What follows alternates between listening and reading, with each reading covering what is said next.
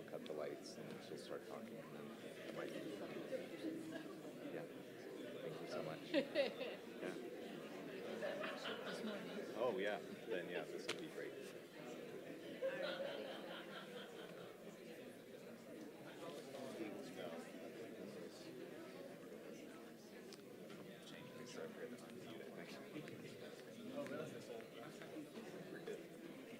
Yeah, I can see the VU. Cool.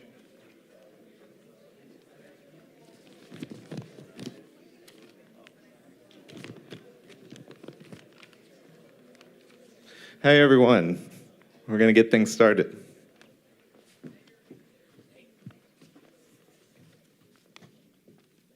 Oh, double mic.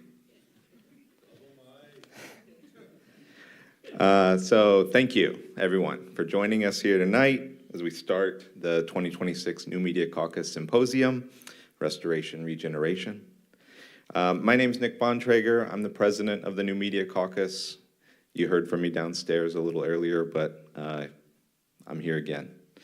And in case you're not familiar with the New Media Caucus, we're an international nonprofit association formed to promote the development and understanding of new media art. We represent artists, designers, practitioners, historians, theorists, educators, students, and scholars. And it's a little odd to be here just because I checked my emails from when we started this conversation about coming to ASU, and it was about 2 years ago with different people, and we're very happy to be here now, I think January 2024, and I was holding a little tiny baby that now is like a walking, talking person. And so being here tonight is really wonderful, surrounded by so many friends and new friends. So this is my first time visiting ASU, and I can't think of a better location to host our symposium this weekend. I'd like to invite up Sean Lawson, director of the ASU Media and Immersive Experience Center, to share some information about their campus and their program. Thank you, Sean. Hey.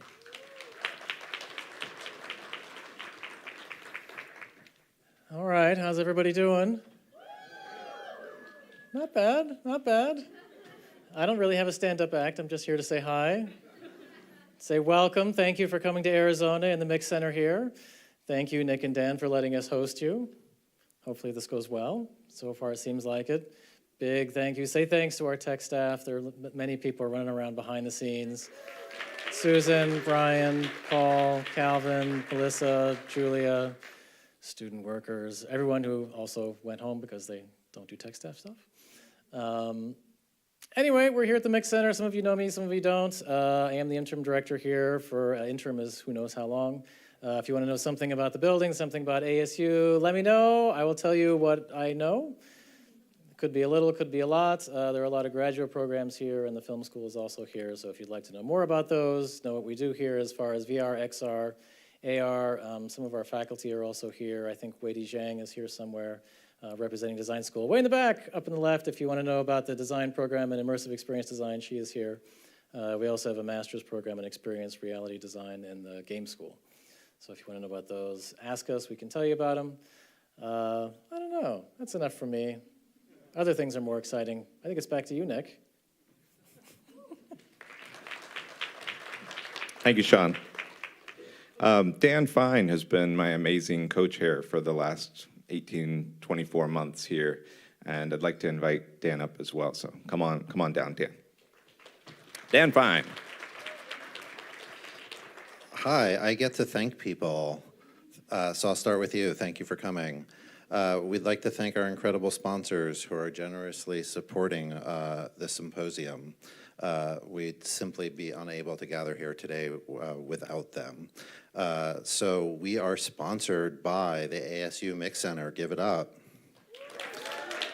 The Sidney Poitier New American Film School. Texas Christian University College of the Arts. The Ohio State University's Advanced Computing Center for the Arts and Design. The Hartford Art School at the University of Hartford. Yay, thank you, thank you. Also, this would actually not be possible without all of the amazing New Media Caucus volunteers, board members, the steering committee, so the curators. So if you curated anything, please stand up. Yay, woo, woo, woo. If you selected any work, a panel, a presentation, a workshop, please stand up. Yeah. If you volunteered any of your time to make any of this happen, like ordering food or telling people where to go or what to do, please stand up.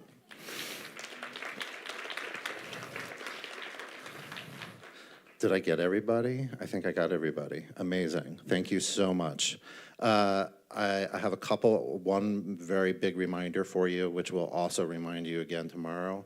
Arizona does not do daylight savings time, so don't set your clocks, don't change your clocks tomorrow. Yeah, don't do that. It'll mess you up on Sunday. We're gonna stay right in the same time we are. We'll remind you again. Okay, so let's take this brief moment to arrive together. So I invite you to look around the room, look to your side, look behind you, look in front of you. This is your community. These are your people. You are safe here. You belong here. Let's put your feet on the ground. Let's close your eyes. We're going to take 3 deep breaths together. Into the belly, we're going to breathe in and out and in and out and in and out. You can open your eyes, look around the room again. These are your people. You belong here. Have an amazing symposium. If you need anything, track me down. Thank you, Dan. Okay, well, we're in for a lot of exciting workshops, presentations, and panels this weekend. I'd like to go ahead and start things off by introducing our keynote speaker, Paula Gaetano Adi. And so I'm going to tell you a little bit about Paula and then bring her on up. So Paula is an Argentine interdisciplinary artist working in robotics, video, and performance. Gaetano Adi's robot Alexitimia was awarded the first prize in the international competition VIDA. Should have put it on 1-page break. And first prize LIMBØ by the Museum of Modern Art of Buenos Aires. Her Mestizo Robotics long-term project has been distinguished with Fundación Telefónica's award for Ibero-American artist, and she was awarded with the Creative Capital Award in 2023 for her project Guanaquerx. Winner of the 2025 Ars Electronica Golden Nica in the category Artificial Life and Intelligence. She's also a former fellow at Argentina's National Endowment for the Arts, the Center for Research in Engineering, Media, and Performance at UCLA, and Rensselaer Polytechnic's Institute's EMPAC. She currently lives between San Juan, Argentina, and Providence, Rhode Island, where she's a professor of experimental and foundation studies and computation, technology, and culture at the Rhode Island School of Design. So without further ado, please join me in welcoming Paula Gaetano Adi.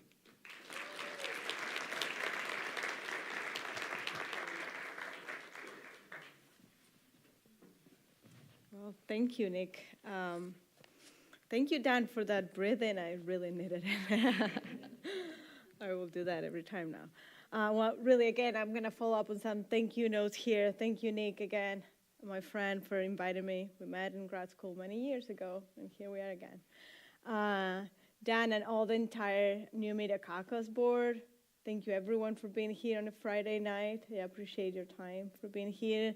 The tech who have been helping here to set up this, ASU Mix Center, Sean, who's also an old friend.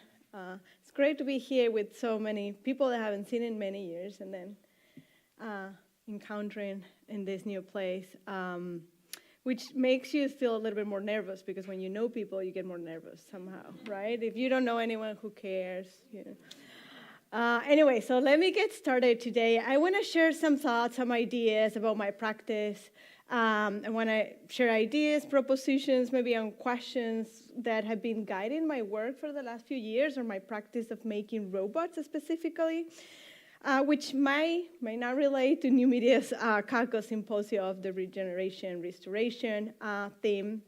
But to get me started, I want to read a fragment. I decided to read a fragment of this book that I think it will work. The book is, you might be familiar with this, A Third University is Possible by La Paperson, also known as Wayne Young. And that might serve as a departure or point or a provocation maybe for thinking about the possibility of generative cosmotechnics, to give it a provisional name to my talk. So let me read the fragment and then we'll get started with that. He says, figure out how technologies operate. Use a wrench. Technologies can be disrupted and reorganized, at least for a machine cycle. Rather than thinking of ourselves as just subjects of those technologies, think about how think about how we are the drones, the explosives, the toxifiers, the operative parts of those technologies, and ideally how we might operate on ourselves and other technologies, and turn these gears into decolonizing operations. And then he says, if this sounds easy and obvious, then my writing has failed you. Listen, you will need to remember this when you are accused of destruction. Attach a peacemaker to the heart of those machines you hate. Make it pump for your decolonizing enterprise. Let it tick its countdown. Ask how and how otherwise of the colonizing machine, even when they're dangerous. So I would like now to share a collection of ideas, as I said, around this operation that La Paperson sort of invite us to consider after Audre Lorde's call to examine the heart of the machines we hate before discarding them, right? A call that has become somehow of a mantra for me since I decided to make robots. But examining the heart of robots never meant for me to ask or study whether a robot has emotions, whether they can feel, although a lot of people insist that that's valid research. I find it a little bit unproductive or futile, I would say. And also it doesn't mean for me to examine the heart of the machines in the terms of science fiction will try as they try to humanize robots by giving them an artificial heart. To me, the examination of the heart of the machines, in Lorde's terms, of all machines, but especially those I hate, or we hate, is part of an ongoing attempt to rearticulate the relationship between technology and world-making, between machines and their capacity to bring forth a world. So the examination of the machines, for me, begins primarily by asking, or by acknowledging, I would say, that robotics is not simply an engineering discipline or an artistic discipline for us who are in this business, but an onto-epistemic and political project. And so I'd like to think that what Lorde is doing here, right, is inviting us to undertake an ontological examination of technology, an inquiry in its role in the way that it's shaping the human, the way it's shaping the real, and the way it's shaping life itself, right? So in this sense, and asking, I guess, these questions around these lines, is that I kind of want to start the talk by presenting you, or by showing you a short video, a video essay that I produced a few years ago, which I believe in a way resonate with this proposition, with this revolutionary call that La Paperson is suggesting, that Audre Lorde is inviting us to think, right? Revolutionary not in the techno-capitalist, neo-techno-liberal sense of innovation, but in the original sense of the original political sense of the idea of revolution. But also because I feel like it's related maybe to this year New Media Caucus Symposium on Restoration and Regeneration, right? A call that I think the title of the symposium is doing, of inviting us not simply to destroy or to discard, the machines we hate, but to actually restore, repair, hack, make, and imagine maybe those machines that we may actually love. And so let me get started with this video essay, and then we'll continue with the talk.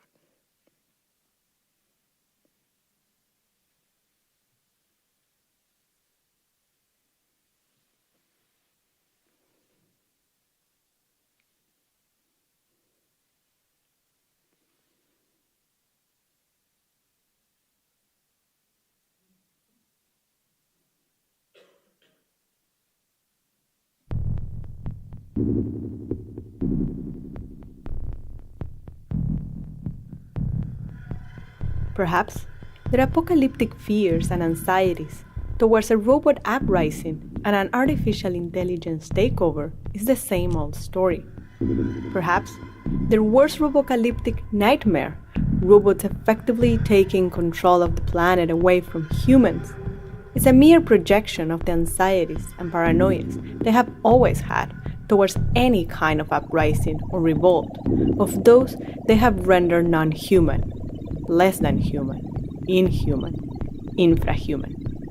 Perhaps the time has finally come to tactically ally with objects and machines, and together radically imagine a different future that puts an end to the imperative deployed by the West to strategically deny, erase, and neglect our freedom and agency. Perhaps the time has finally come to endorse a robot general strike that can finally put an end to the myth of the human, seen as the Cartesian subject of the cogito, and inaugurate the ultimate decentering of the West liberal monohumanist man as the measure of all things. If we want to set up a new history for humans, we must ally with a robot who paradoxically shares a similar history of slavery, exploitation, and instrumentality with those whose humanity has been always in dispute. If we want to set up a new history for humanity, we must imagine a radically different robocalypse, one that is portrayed not as the world's debacle, but as our chance for reparation, our opportunity to unlearn robotics and foreground the imperial regime of forced labor, exploitation, rationalization, and instrumentality that made possible the emergence and flourishing of this technology. Let's then imagine a robot uprising, not as the apocalyptic scenario that Hollywood and science want us to believe, but as a way out of capitalism, modernity, and colonization, as our opportunity to rewind and unlearn the imperial violence inflicted by digital technologies, artificial intelligence, data analysis, and machine learning. A different notion of life and humanity relies in cooperation and solidarity with a new comrade, the robot.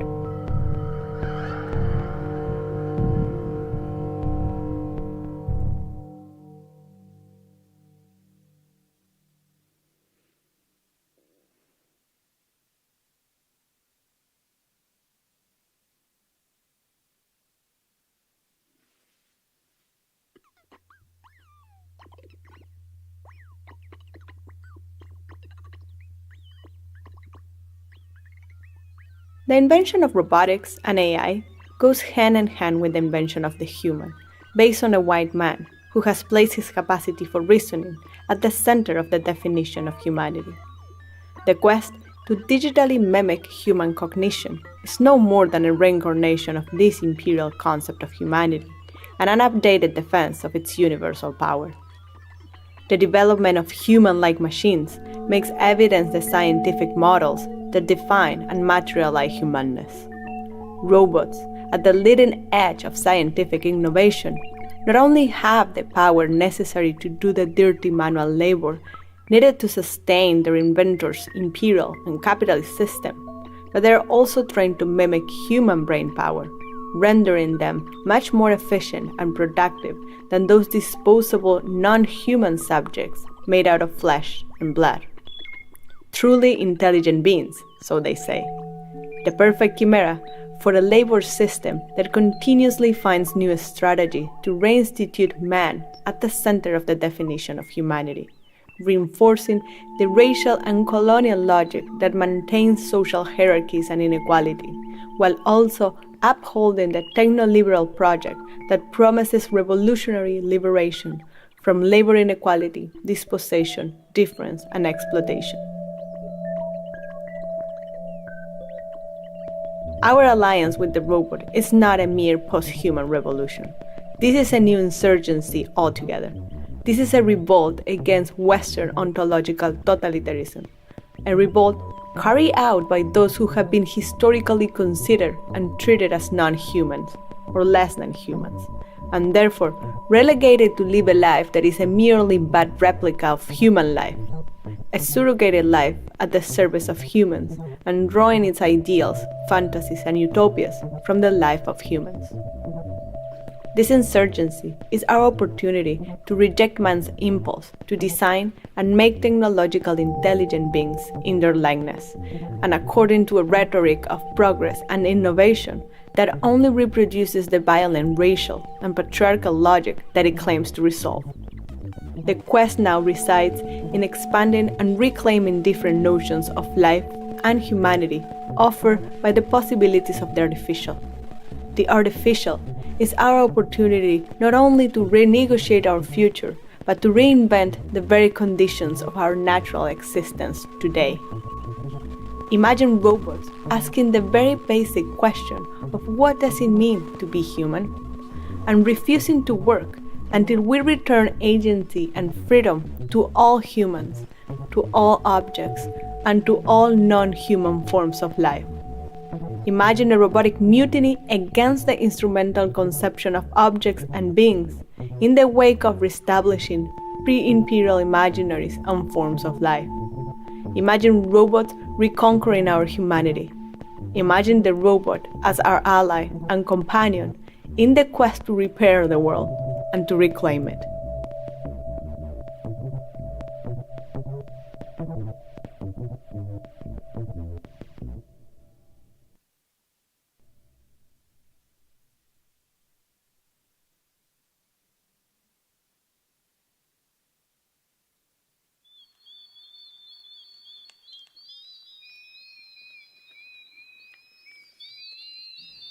The liberation of the robot is the ultimate decolonial turn. Animism reloaded. This is not the latest futuristic trend, not the fifth industrial revolution. This is a call to unlearn the imperialisms performed by modern robotic and AI technology, and to rehearse an act of radical imagination designed to repair our broken traditions and to rescue our native cosmogonies of life in communion with other entities, objects, animals, plants, bacteria, and the land. This is an onto-epistemic reconstructive project that reclaims our pre-imperial ontologies, epistemologies, and technologies of non-destructive modes of sharing the world. Let's then intervene in the programming and making of all kinds of technological artifacts. Let's build and hack robots. Let's create and program robots, not in the image of the Western science, but after our own image and tradition. Truly autonomous robots are bottom-up and active intelligent machines that cannot be programmed for the execution of predetermined goals. A truly embodied algorithm dwells outside industrial and capitalist instrumentation and the maniac obsession with control and domination. Reject mimicry, imitation, and Western creationism. Occupy Hollywood sci-fi. Make baroque robots, vernacular artificial beings, technological assemblages. Our robots will live attuned with and in communion with all planetary beings. Robotics in the pluriverse. Our robots will be the technological reincarnation of other objects, the afterlife of objects. Let's be the Juacali robotic artisan. Jugar and Gambiarria are much more than DIY technology. They are our world mentality. Repair and repurposing is not neoliberal upcycling. It is invention in its pure state. The assemblage robot is not only a way out of our planetary multi-crisis, but also an expression of our resistance to the unmaking of our planet. This is an altogether decolonial epistemology and an anti-colonial ontology. Repair is not improvised mending. It is a cognitive process and a tactical ability beyond and against the West imago. The creation of the new human and the decolonization of the machine begin by designing Black, Indigenous, Mestizo, Cheque, and Creole robots. The disruption of the hegemonic notion of artificial intelligence and artificial life will not only interrupt imperial capitalist control over technology, but it will also inaugurate new conceptions of intelligence and life beyond Darwin's despotic natural selection chronicle. We can't let them drain our dreams and our storytelling abilities with their very narrow visions of innovation. We can't let them control our future imagining capacity. Enough is enough. We must then create and invent techno-aesthetic and poetic machines after our own image and likeness, and blow up the instrumental anthropocentric definition of both technologies and humans in only one shot. Technology and objects design us back, so let's design free robots and then they will design us free. Pure and uncorrupted solidarity, cooperation, cooperation. This is both a decolonial insurgency and true technological innovation. Technology beyond the question of use and beyond Western ontologies and epistemologies. Then, only then, we can perhaps come into terms with the question concerning technology and expose its essence, that of rebuilding, of truth, and of freedom.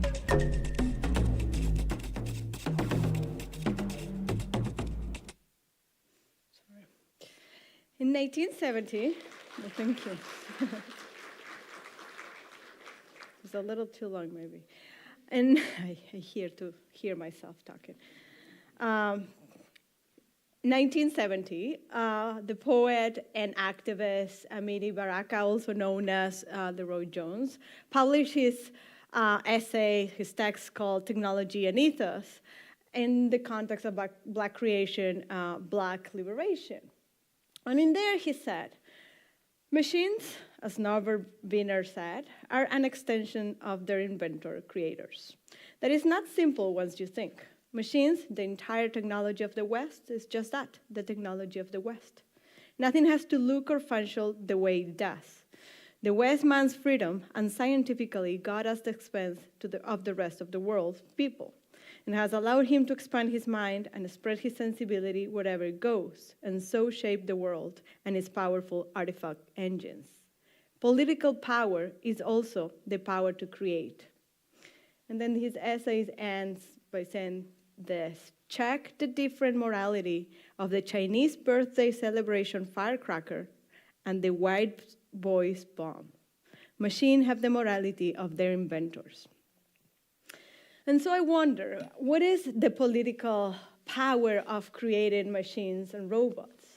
Or following Baraka's point, right? What is the power of creating machines and robots beyond the imaginaries and the technologies of the West? And central to this question is the question of cosmotechnics that was first introduced, you might be familiar with this already, introduced by philosopher Zhu Hu as a response of Heidegger's original question regarding technology, concerning technology, but aiming to kind of expand Heidegger's still Eurocentric horizon and open it up to towards other non-Western cultures, right? So like Barack Obama, two, maybe, no, I don't think so. Like Amiri Baraka, right? Hugh actually asked to reopen the question of technology as a way of overcoming the planetarization of Western modern technology as the main productive force that has largely determined the ways in which humans and non-human relates, the ways in which humans and the cosmos relate, the definitions about nature and culture, right? And in his proposition is seeking to open, to recognize a plurality of culture-specific, cosmotechnical, and cosmological trajectories, right? What he will call technodiversity. So back to robotics, I guess the video that I just showed you that, again, I produced a few years ago it's just precisely an attempt for me to bring the question concerning technology into the universe, or the question of cosmotechnics, let's say, into the universe of making artificial intelligence beings, right? A call to imagine another robot revolution or another robotic revolt, robot revolt, right? One that can seek to liberate the machine from the regime, from the imaginaries, and the violence also of Western cosmotechnics. And I think this is actually where the role of art becomes manifest. I would agree. I would argue, right? So the task here is not simply of destruction, and going back to Lord and La Papperson, right? But the redirection of the machine's impulse towards another world, right? Even, as they will claim, when these machines are dangerous. Which kind of brings us to sort of the central point here, which is something that I often ask my students to consider or to think about. We know that art is determined by its technologies, right? But is it equally possible for art to actually transform technology? And this is Johu's central question, I would say, right? To reverse the materialistic approach that insists on thinking that how art is transformed by media technologies, but actually what he does is reverse that materialist approach and instead thinking and following Heidegger's question of being, ask how art can transform technology. And so over the last decades, so the last years, I was and reflecting, thinking about these questions. I've been thinking about these questions and trying to see how I can approach my work starting from that perspective of that question of how art can actually transform technology, which ultimately inspired me to start making robots, art robots, and with the approach or with the idea of challenging the basic idea that machines are human surrogates they're designed to fulfill a specific task, right? So about more than probably 10 years ago, I created my first robot, my first series of robots. This is a series of autonomous robotic agents that were basically doing nothing, useless robots, you could say. Far from the imaginaries of a robot as a powerful machine, as a powerful humanoid, intelligent machine housed in a mobile body, able to act rationally based on the perception of its environment. I first made a soft robot that only sweat when people touched it, and then I made a robot that only breathes when encountering a human. But what is the purpose of a machine that only breathes?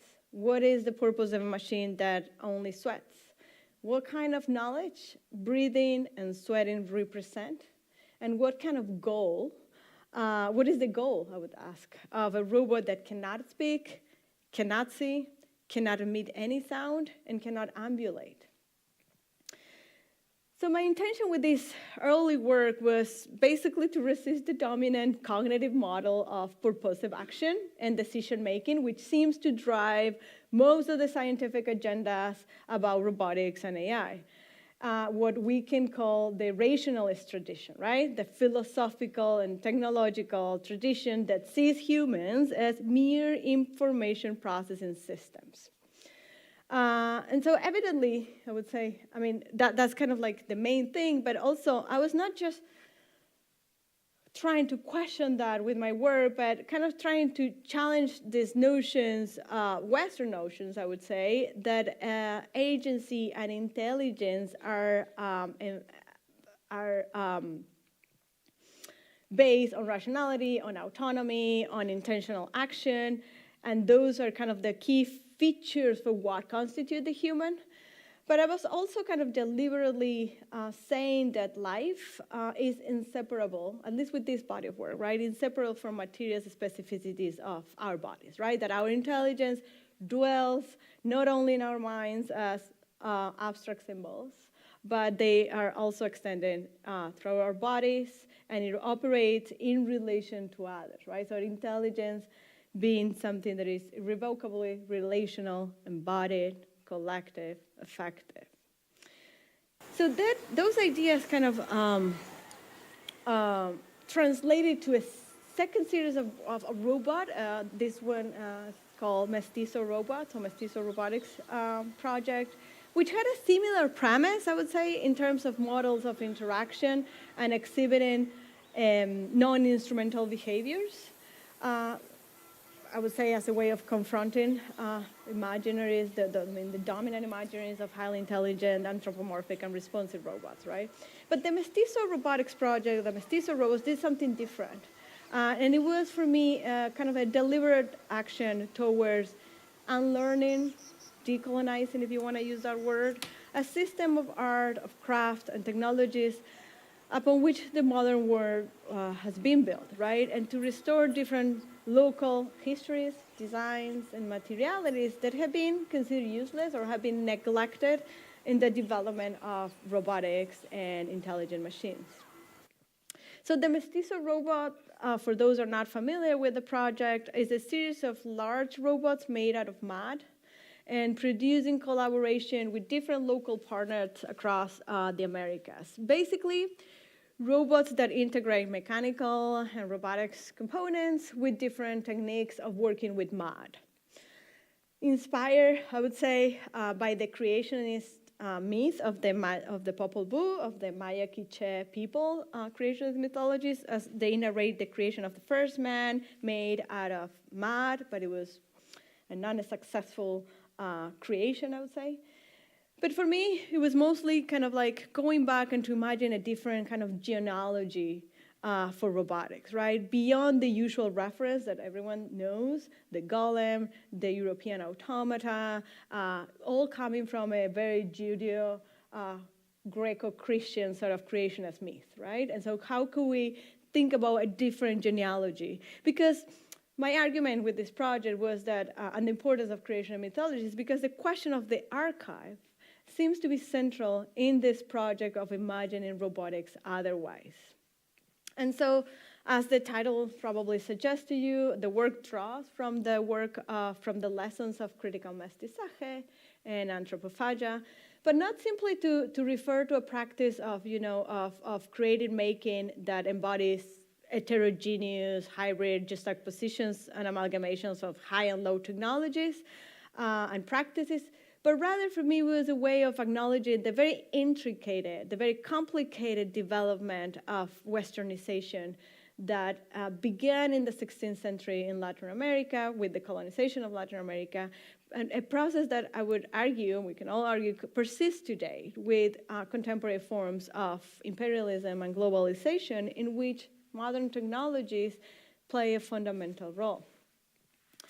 And so by recuperating outside these native cosmologies and these native and indigenous technologies and techniques of working towards making or designing autonomous robots, we aim at creating behavioral machines that emphasize on the situateness of technoscience while setting up an inclusive, programmatic platform that could see dirt and mud not as representation of poverty or underdevelopment, but actually as highly smart materials, as materials that mean also a way of resistance, of life, of biodiversity.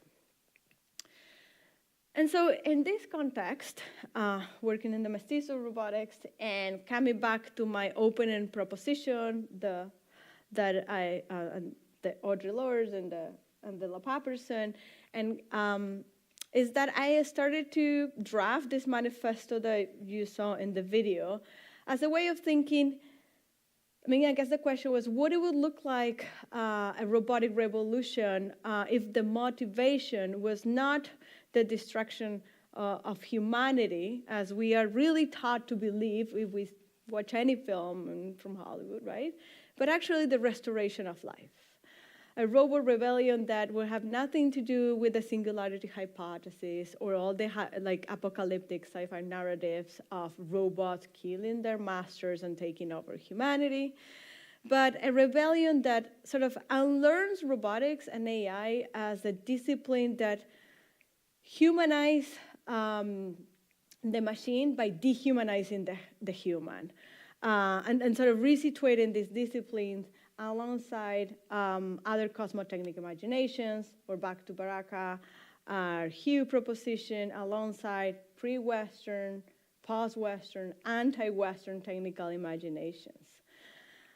And so I ask, can we imagine robots programmed to end the planetarization of Western technologies? Those technologies which have not only overruled over many other technologies and cosmologies, but have also led us to where we are, the exhaustion of resources, the exhaustion of life on Earth, and the destruction of the environment. Can we imagine robots with political agency capable of participating in the struggle for freedom? Or to return to Wei Yang's opening proposition, how can we turn the gears of robotics into a decolonizing operation? Or in Lord's terms, how can we regenerate, or I'll say New Media Caucus theme today, how can we regenerate, restore the heart of those machines we hate? And that was, I would say, the premise of Guanaquerx, my most recent project, and the one I want to kind of stay a little bit with it and kind of share and expand today, as it, in a way, crystallized many of the questions I've had over the years, and a question that really started, I guess, this project kind of started not only with the questions that were in this manifesto, but also I started by dreaming about making a free robot, a counter-revolutionary robot. And so let me kind of like introduce you with a short, quick video, and then I will stay and share some thoughts about this project.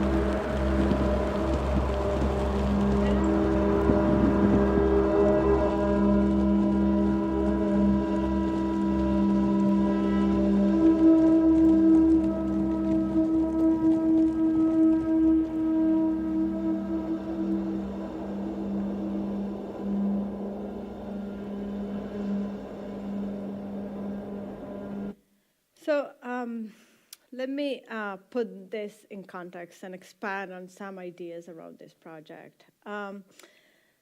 And 1817, the 19th century, the Andes Revolutionary Army was led by José de San Martín, the General José de San Martín, executed an unimaginable operation. 52,000 men and more than 10,000 mules and horses crossed the Andes Mountains from Argentina to Chile. Their goal, freedom.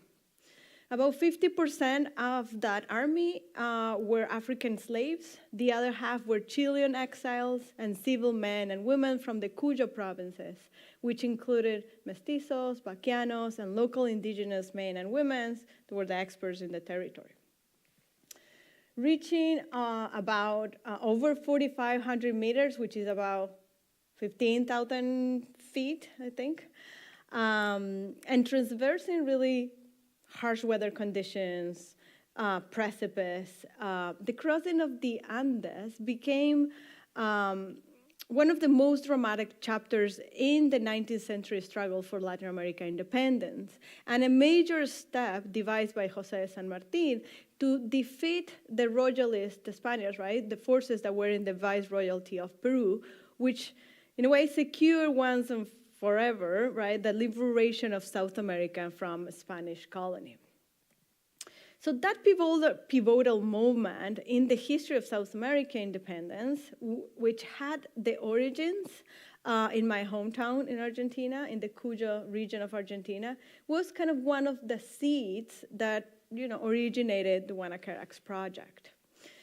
On January of 2024, 2 centuries after San Martin's epic crossing, the insurgent robot Guanaquerx and its army of artisans, artists, engineers, and local vaqueanos followed the same route used by the Andes armies in 1817 across the Cordillera, with the mission of both, I would say, reenacting this liberatory journey and setting maybe the stage for an emancipatory cosmotechnics. So technically speaking, Guanaquerx is a quadruped robot, which I developed in collaboration with engineers from the New Horizons Studio, which is a Hyundai subsidiary R&D lab in the Silicon Valley, and in collaboration with artisans and makers from Argentina. And so let me just share a few more clips of the robot, and I'll try to come up to some ideas around this operation, I would say.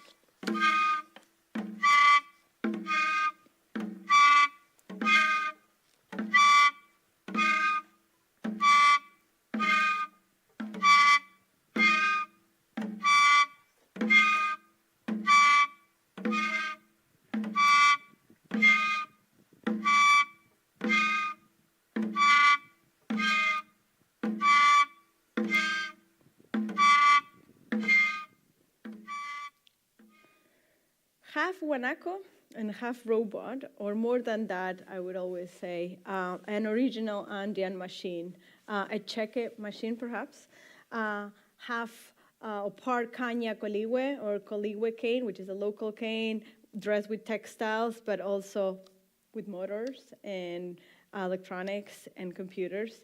A robotic arm was turned into or transformed into a guanaco tail, a robotic tail that plays an Andean drum and waves the flag of a revolutionary army, a wheeled four-leg robot whose purpose is to appropriate technology only to liberate it. I like to think of it not only as a robotic guanaco, but also as the technological incarnation of the Yastay. The Yastay is the mythological guanaco, protector of the Andes ecology, el hijo de la Pachamama, the son of the Pachamama, and the guanaco who rewards the good shepherds but punishes the hunters.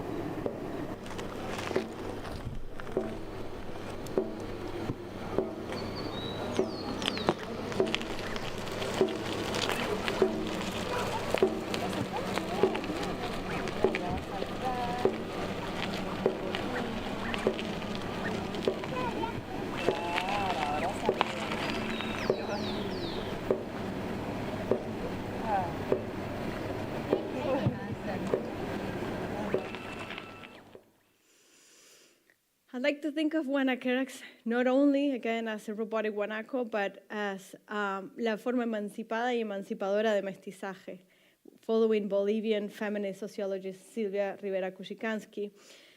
As she will say, powerful, unsettled entities, she teaches, right? Neither black nor white, but both at once. The logic of the excluded middle.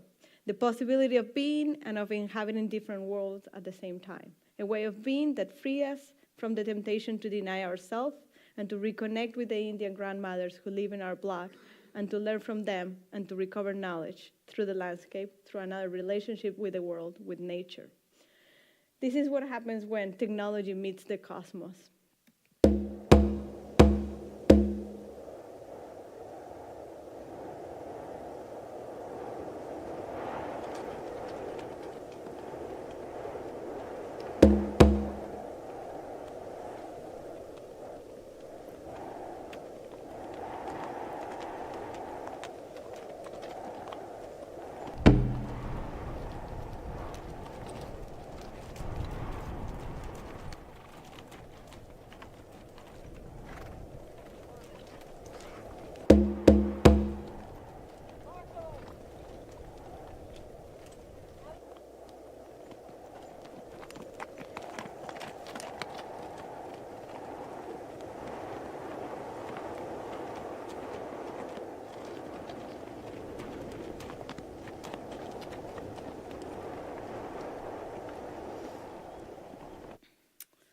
Guanaquerx is a technological tactic of resistance, maybe.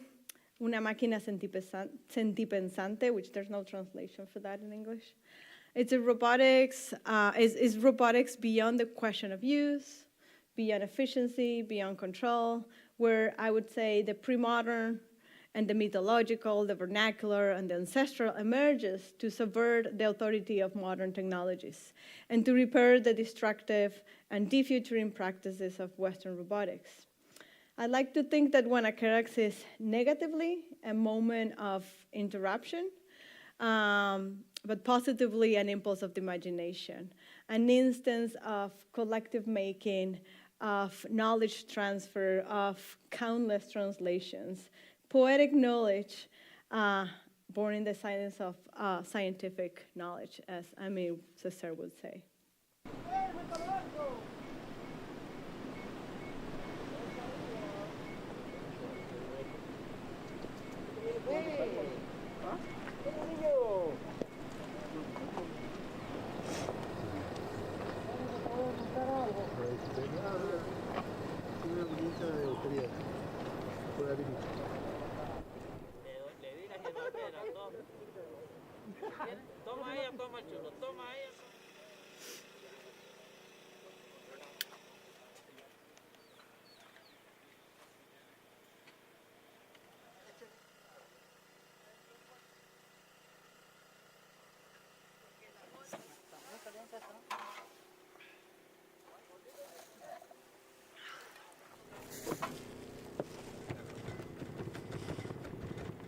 They're planning to make the peak, or to reach the peak by January 23rd, to the limit between Argentina and Chile.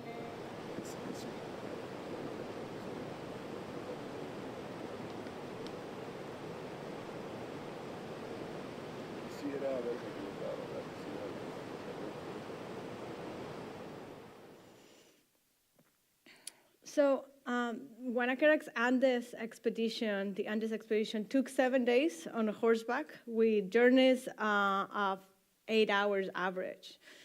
When we were not riding the horses, we were fixing the robot, tuning the robot, caring for the robot day and night. It took 30 people and 58 mules and horses to put a robot across the Andes. But to get us there, to get us to the Andes, it took 2 years of very intense technological development, which involved the commitment and the faith of 18 roboticists who brought up the robot from scratch, a dozen of local muleteers and vaqueanos who not only planned the logistics of the actual crossing, but the design and build the mule rack that carry our robot. A group of local teenagers who developed the robot weather station, textile weavers who crafted the garments that clothe our robot, web programmers who design our online expedition journal, an expert bamboo artisan, a luthier, a team of research historians, a group of women seamstresses who sewed our flag, a videographer who followed the entire journey, and obviously the invisible labor of my family back home who were running the day-to-day operation. It really took an army to set up the conditions for putting into practice something that I call an emancipatory cosmotechnics, one that grounded the reappropriation of technology in attunement with Andean cosmologies, in attunement to our history, to our place, our locality, and the relational reality of a living cosmos. It took an army and a village to reimagine a different cosmotechnical revolution. And, but what is the goal, right, or the purpose of a machine designed to climb a mountain? It seems to me, and I'm pretty convinced about this, that Guanaquerx is more than just the first robot to cross the Andes Mountains. This was not an operation aimed at claiming another great technological achievement for space exploration. This was not another colonial operation to prove humanity's superpower to conquer worlds. To immerse oneself in the deep Andes is an experience very hard to describe, and let alone to retrace San Martin and his army's journey. But to carry a full-scale robotic guanaco through these mountains was, with the only purpose, I would say, to assist in the robot to achieve emancipation, was a real pilgrimage.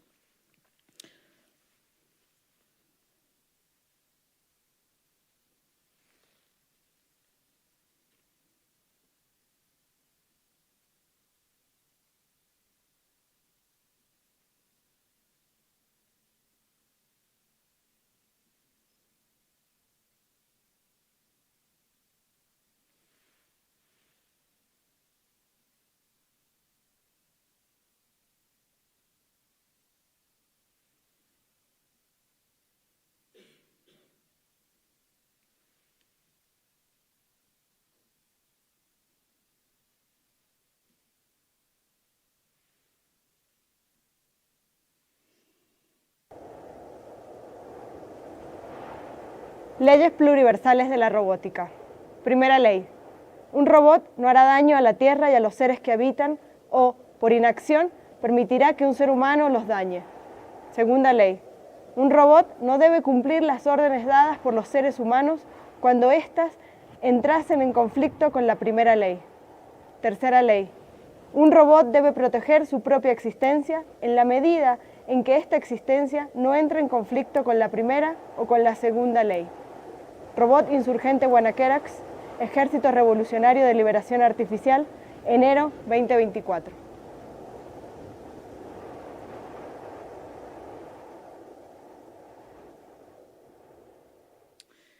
"82 years after Isaac Asimov published The Laws of Robotics, which grounded the morality of the techno-patriarchal gurus of high-tech, with Mount Aconcagua facing us, we arrived to the Argentina-Chile border at the Valle Hermoso mountain pass, and we released Guanaquerx Emancipatory Declaration, the Pluriversal Laws of Robotics, las leyes pluriversales de la robótica. And with that, we demonstrated that an emancipatory technopoetics, a regenerative cosmotechnics is indeed possible. Or maybe that a restoration of the heart of the machine begins by dreaming that a different world is possible, even when it's dangerous. Thank you.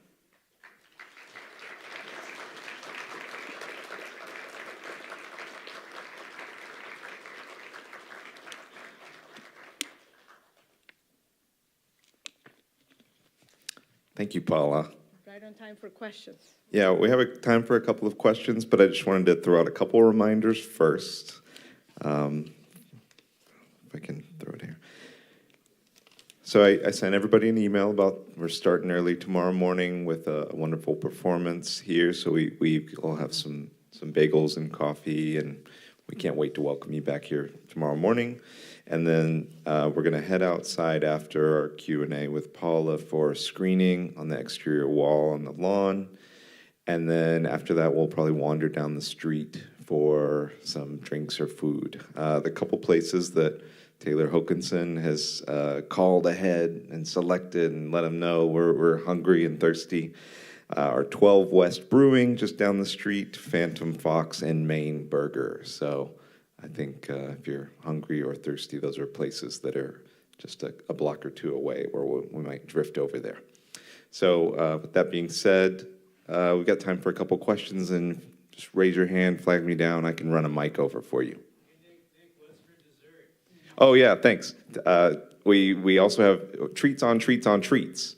And so we found out there's a surprise dessert course downstairs from the res that we didn't, I think, know about. So that's awaiting for you right when you leave here. So it's just downstairs. Thank you, Taylor.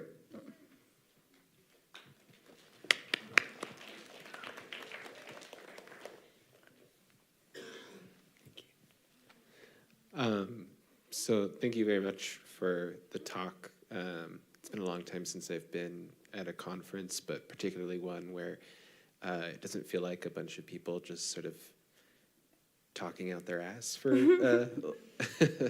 lack of a better description. So, I really enjoyed the sort of foundational idea of, observing the heart of the monster before, you kind of destroy it or even reevaluate the heart and think about it. One of the things that I have been struggling significantly is I'm a faculty here at ASU, and as many educators in this room know, it's a very tenuous time to be public about the terrible, awful discourse and terrible, awful things in this world that are going on, because we have jobs that don't really allow that space sometimes.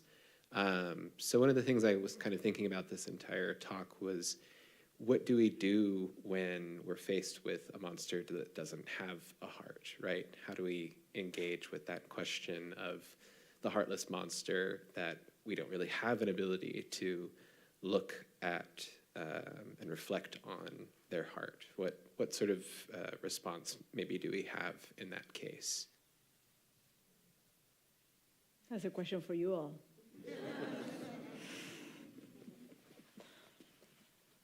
Really, I think it's something that we can all think. I don't have an answer for that. What do we do with, like, when the machine doesn't have a heart?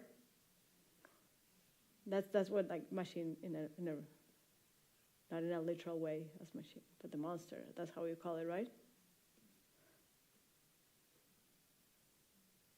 I don't know. I don't know what we do. I guess these are propositions of actually do that kind of provocations, like what happened actually, but there's no heart. And I think these machines don't have a heart. At least I'm talking about these machines. I cannot think beyond that, I think, at this point, especially these days. It's too difficult. I don't want to be in that position of saying any prescription about that. I don't know, maybe some people here have better ideas.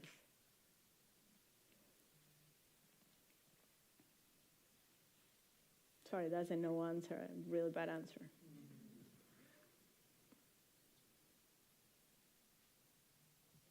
Does anybody else have a burning question for Paula?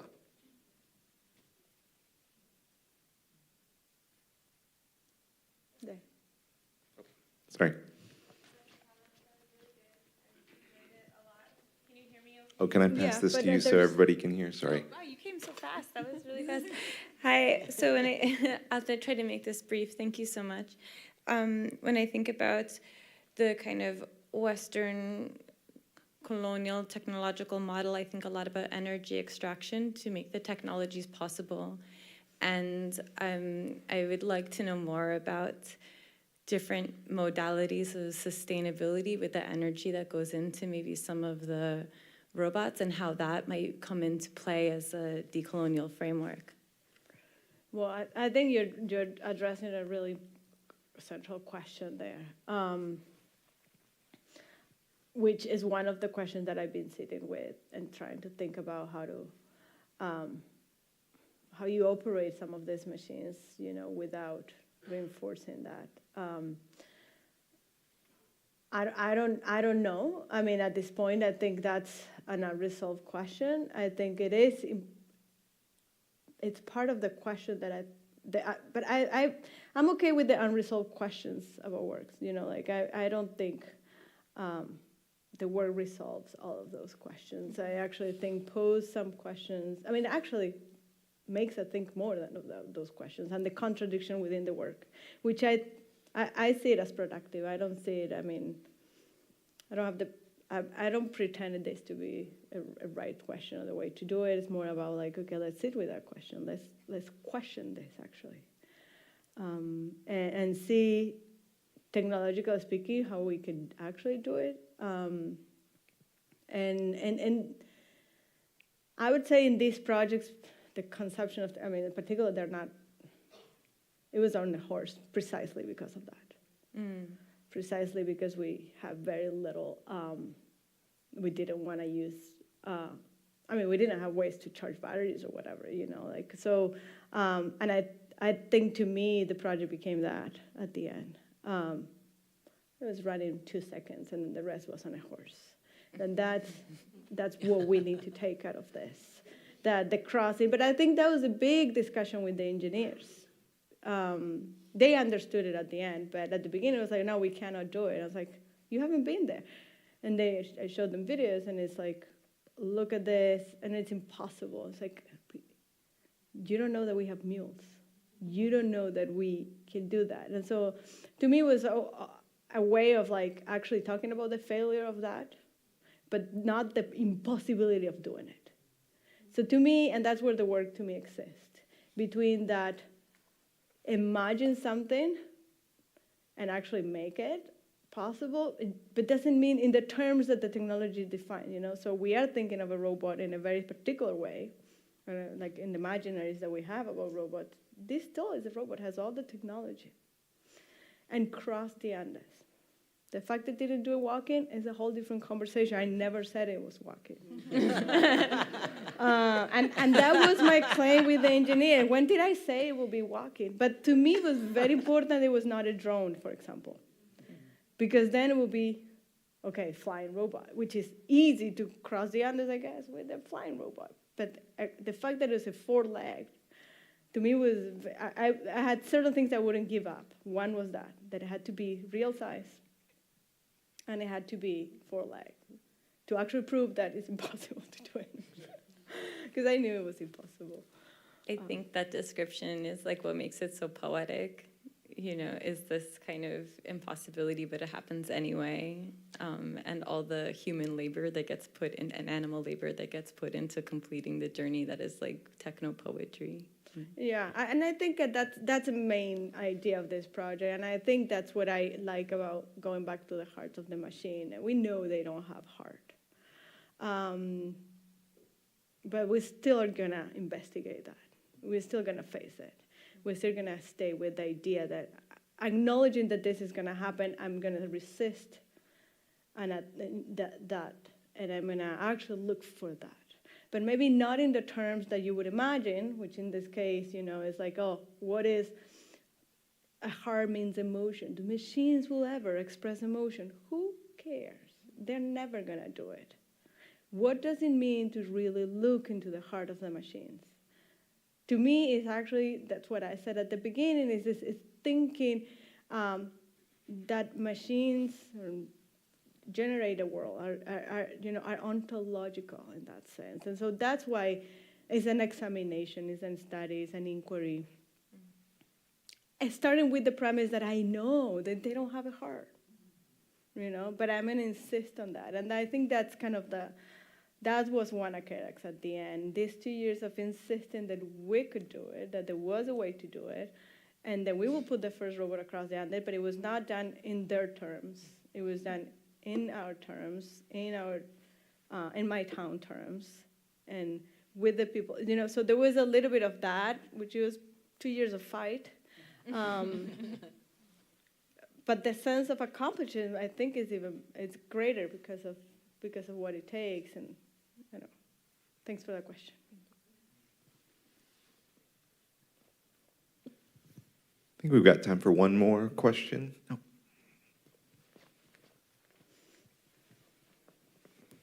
I'm really, I'm also very curious about how you're approaching the heartlessness, the emotionlessness that while we're in this time where people or stories are being told to ascribe emotionality to chatbots, and in an embodied sense, a robot could have this kind of affect ascribed to it as well. And I just wonder how you're processing that. And I really love the fragility and resilience that you're pointing out, that those two things come hand in hand, and that a robot can be carried. And I really love that.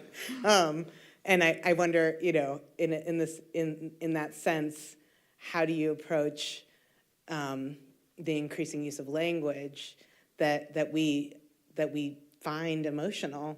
I mean, that's how we communicate with each other. So when the robot talks back, how do we process that? Yeah, I'm very now coming back to these early projects that I did, very, very early on, because those were precisely going against this idea that language, that verbal language, and the centrality of verbal language and abstract symbols, do until they represent intelligence. So I think now we're at a moment where, I'm revisiting that work and saying, okay, we have to start again thinking about, what is intelligence? Because these machines are precisely, again, showing us that because they speak, they are intelligent. And I think there's that dichotomy, and I think it happens, right? We don't. And so I'm staying with that question. I'm actually coming back to that question of intelligence in relation to language. And I see them at talking mirror. I still don't think, I think what happens with them, with this thing is that I don't think they feel any emotion. It's us. Mm-hmm. Exactly. And so it's all our projections over and over again into these machines, whether they're ChatGPT or whatever, LLM systems or machines, how we project. So that's really talking to us. And that's the whole point, I guess, of the premises of working with this field, I think, is what it does to us. What do we, and that's why I think it's an artistic endeavor in a way. That's why I think we have a lot to say as artists, because have always been working with the other and thinking about the viewer, right? I don't make work for myself. I mean, I do, but it's not really. I'm thinking about what is communicating and what I'm trying to say with this work. And in that is because I'm acknowledging a human viewer that will project all the things. I think it's very interesting, the question of emotionality, which, again, I came up with this for this talk. I was like, how can I start this talk? And I had this reference from La Papperson, which is great, that I've used before, but then he goes back to Lord, and Lord, it was just a poem, right? And there's a small section in that poem is called, that I pull out to actually, because I thought it was helpful, maybe, or it could be useful for us to start with, to think about those questions.